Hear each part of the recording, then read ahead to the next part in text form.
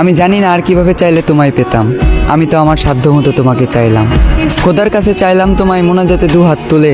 তোমারও চাওয়া উচিত ছিল, কিভাবে পাবো তোমায় তুমি আমায় না চাইলে।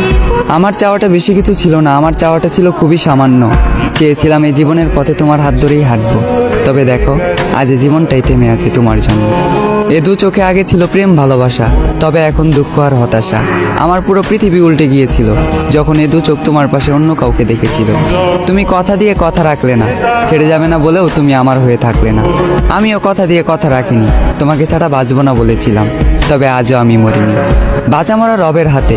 তাই হয়তো না চাইতেও এখনো বেঁচে আছি এই পৃথিবীতে। এত কিছুর পরেও যে রব আমায় বাঁচিয়ে রাখলো, শুধুমাত্র তিনিই জানেন আমি কিভাবে বেঁচে আছি। আজ আমি সবার চোখের আড়ালে চোখের পানি মুছি, সবাইকে দেখাই সুস্থতা, মুখে মুচকি হাসি।